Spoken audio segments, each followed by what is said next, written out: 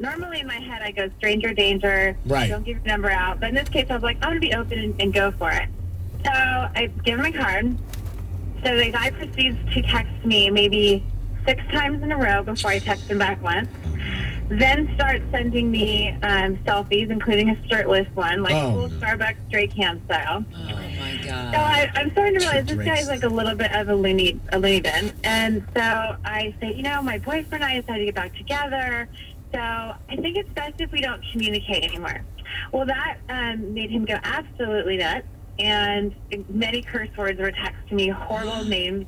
And the harassment hasn't stopped. Oh, man. Yeah. Well, I hate that he did this because it gives all of us a bad name. Well, what's crazy is my rule of thumb usually is to have only go on a date with somebody who someone can vouch for, right? Like, there's got to be a connective tissue, right? Somebody, or like that's why Facebook's great because like if you have a friend in common or something, like, oh, tell me about this guy. What do you know about him? And they go, stay away, or oh yeah, he's cool. Right. But in this case, it's just perfect stranger, and he's gone completely nuts. So now I have about 15 text messages in a row.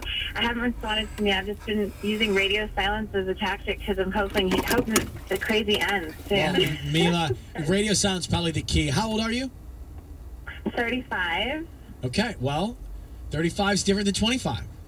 Yeah, I feel like I'm 25. So you sound like you're 25, but in other words, you probably had a chance to date a few guys, right, in town, and it just hasn't worked out for some reason? Well, yeah, I had a really long relationship, so I'm newly single, and that makes me even more like, oh, I should be open to these things as part of the process, you know, as in a very long relationship. So that's why I'm like, oh, really, this is not a good start. No, not a great start. Mercury is in retrograde. That's what it could be. So all those texts may disappear after Mercury retrogrades. Okay, so maybe when Mercury's out of retrograde, everything will get better. Then, That's what we're all counting on, Mila. I mean, I'm banking on that too. Well, that guy will stop texting. You'll meet a guy. You'll be fine. Thanks for calling. Thanks so much. Good luck. All right, bye. I mean, I bit my tongue really hard in the back, like that, and then I keep on re-biting it. Oh, that's that guy. It's the Mercury. Oh, it's Mercury in retrograde. It is. That was that guy. I His never evil bite powers. my tongue. Like I don't even know when I did it, and now like I feel like I talk like that. Like my tongue is just all over my mouth. Well, Mercury's retrograding for a little bit longer. The thing that saddens me about Mila's story is that that just shuts the door for other guys. Because when you hear a story like that, you're going to think to yourself, well, don't let a stranger take you out when it could be the right stranger for you. Exactly. On air with Ryan Seacrest. Coming up. All right, if you need a little boost of self-confidence this morning, maybe you've got a presentation or a big meeting today or an exam or something. We're coming up next. I'm going to tell you the number one thing a woman can do to boost her confidence. Really? Wear high heels? Well, nope. Obviously not. I had to look for it. Nope. This is interesting. Hang on for 1 sec. Kiss FM. Hey, it's Manny on the streets. Now, this, of course, is met with either resistance or shame from her. What serves a man better is to make incremental changes in himself that she will perceive as attractive to other women. Women want to be with men who other women want to fuck, and other men want to be. This cuts both ways. The more empowered he becomes, the better physical shape he attains, the more professional achievements he gathers, the more social proof and status he accrues, the more valuable he makes himself, the more anxiety is produced. And this is the same old familiar competition anxiety a woman's hindbrain can't argue with. One of the first things I'll tell a man trapped in a her-frame relationship is to get to the gym, train hard, look better. This has two effects. First, it makes her physical interest in fucking increase.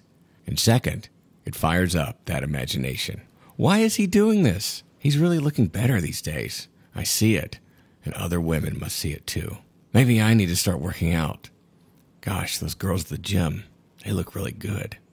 She can't argue with a healthy desire to look better, feel better, and be concerned with your health. Getting in better shape is the easiest, most immediate change you can effect. You may have little influence in getting a promotion at work, but you can change your body habits now. Women, being the calculating gender, know all too well to hit the gym months prior to a breakup. She's not getting in shape for you. She's getting ready to hit the ground running with the next guy she'll be fucking. They know this. So you're manifesting the same behavior. Caffeinates the hamster. since it hits home for them. Vagina is not authority. Do not accept that her sexuality is the authority of the relationship. The better you make yourself the authority you command, the more you abdicate to her, the less authority and respect you command. Women need to be told no. In fact, they want you to tell them no, especially in the light of the 800-pound gorilla in the room, her sexual agency. When a woman controls the long-term relationship frame with her vagina, it's always going to control and color your dealings with her. This is no way to go through life. It becomes this ever-present, unspoken understanding that she can ultimately play the pussy card and you'll comply.